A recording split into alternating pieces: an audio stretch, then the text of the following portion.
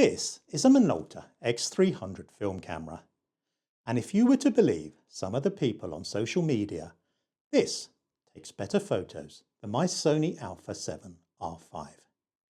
But does it really? Let's find out.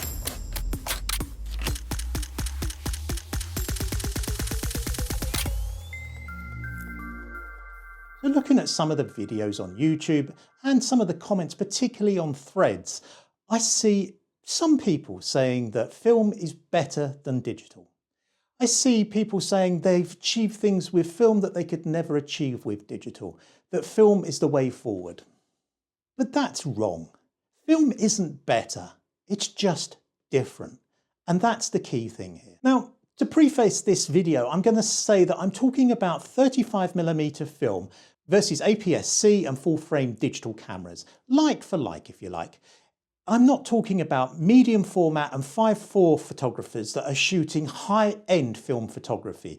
That's like comparing a Leica to an Olympus trip. It's just not right. I shot film for more than 25 years. I started on film in the early 80s.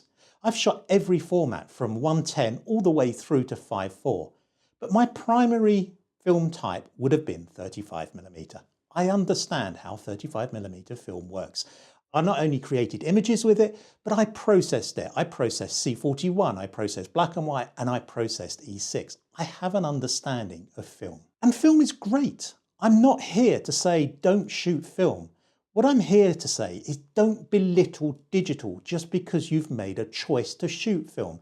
And this is what I'm seeing. I'm seeing a sense of superiority from certain photographers in the film genre who seem to think that they have found a secret recipe, a secret way of taking much better pictures than digital photographers.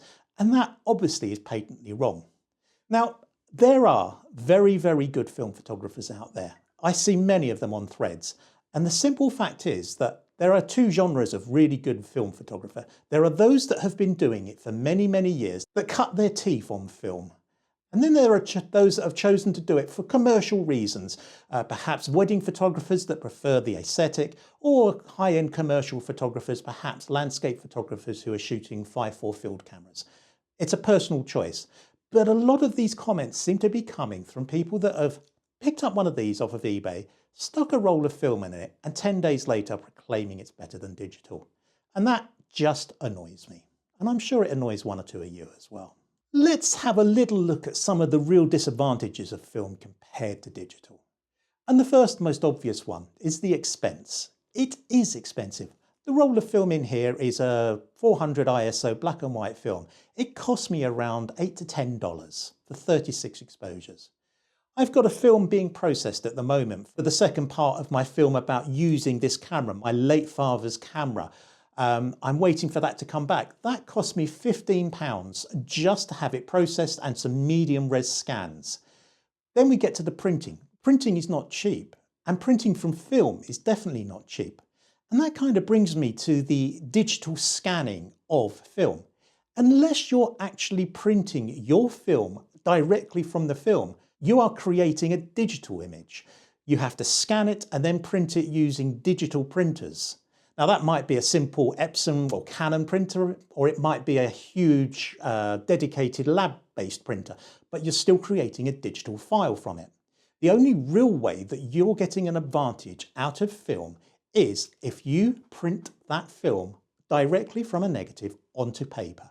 And that rarely happens. Now, if you do take your film and you scan it, you might be able to scan it at the absolute highest resolution possible, but that is still not matching the power of a raw file in your digital camera. The fact is, once you've scanned it, you've captured all the information in that negative that you can.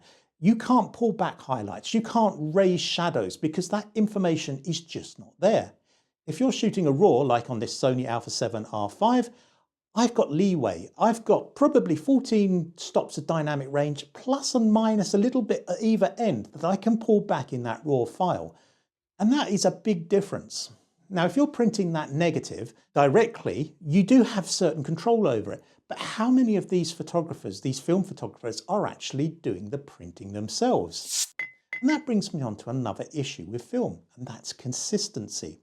Now, I worked in labs for many, many years. And as I said, I've processed everything from black and white to E6.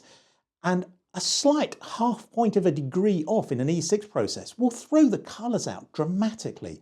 It's a really, really big problem. A problem that gives you inconsistent results, not only from lab to lab, but sometimes from time to time at the same lab.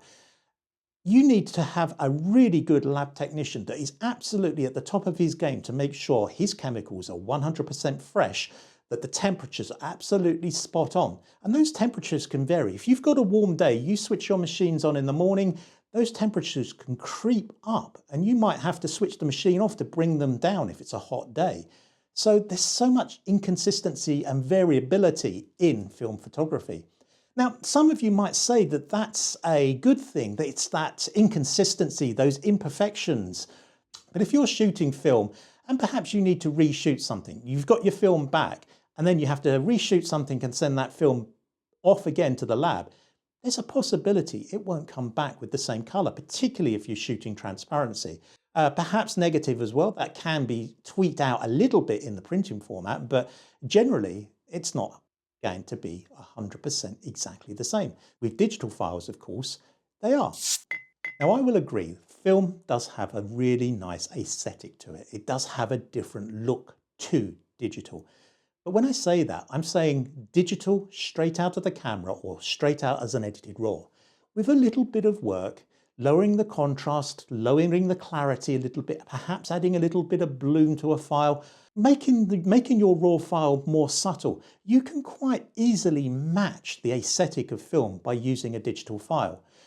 The simple fact is that a lot of digital photographers tend to push their files the opposite way. That's why we get this impression that digital files are so sharp and garish and high color and lots of saturation. They don't have to be like that. If you've shot a RAW, you have the ultimate control over it and you can match it to a film. Why do you think that Fuji has film simulations? Because Fuji is a film company and it understands film and it builds those simulations into its cameras. It can be done in digital and it can be done with a Sony, it can be done with a Nikon, it can be done with a Canon. Any digital camera can get a similar aesthetic to film. Now, as I've already said, the only way that you can get a real advantage in film is if you're printing from negative to paper and not from negative to scanned digital file to paper. That's the only time you'll get the advantage. And even then, you're at the mercy of the person that's printing your images. Now, that's fine. If you've got your own darkroom, you've got an enlarger and you understand dodging, burning, contrast, different paper contrasts, etc., you can control that. But how many people have a darkroom set up in their home? Some will, but a lot don't. They will send it to an outside lab to be printed. And if they do that, it doesn't matter what notes you send to the printer. That creative vision is always going to be the one of the printer based on your notes and not you. If I take a RAW file from my Sony Alpha 7 R5, drop it into Lightroom, the creative vision in the processing and the printing is mine. It's all mine. I've decided what I want to achieve with that image and that print. You don't get that with film. So would I tell somebody not to shoot film? Absolutely not. I shot film for years and years. Film is a wonderful medium to shoot with. It can teach you the craft of photography. You go out, you shoot, you have to wait a few days, perhaps a few weeks to get your images back. If you've screwed up, not only do you learn much quicker what you've done wrong, but you also understand that there's a cost to each image you take. And that's something we've lost with digital. We've lost the idea that every image has a cost to it. And by having a cost to an image, shooting it on film, you certainly learn photography better. By learning to understand how film exposes, particularly a transparency film, where if you're half a stop under, you've got an almost unsalvageable image. You begin to understand the exposure triangle and understand how digital sensors work and how important it really is to nail the exposure even on a digital file, despite the latitude and the ability to pull stuff back in Lightroom. Film cameras have a wonderful feel to them. This just feels lovely in the hand. Film wind-on levers, shutters that make a satisfying sound, rewind buttons. There's a whole lot of tactile feel to a film camera that is a beautiful thing. And I would certainly never dissuade anyone from actually shooting with a film camera if they wanted to. However, getting back to the point of this video, What I'm trying to say is film is not better, it's different. If you're shooting film and you've been shooting film for 10, 20 years and you're producing amazing results, then yes, absolutely, talk about how good film is. But if you've just switched from digital to film to follow a trend and 10 days down the line, you're telling everybody how much better film is, I'm not listening to you. That's not right. It's not correct. Film is just a different medium for capturing light on a camera. It has a different look, a different feel, a different way of producing things, but it's not better than any digital file. So I hope you've enjoyed this video. As a film photographer, I'm really looking forward to getting the films back for this camera. There will be a second part to the film that I made about shooting on my late father's camera, coming up fairly soon with a twist, so stay tuned for that. If you shoot film or you shoot digital and you have some comments about this video, please drop them in the comments below. I'd love to hear from you. If you've enjoyed the video, please give me a thumbs up and even better, a subscription, and I will see you in the next one.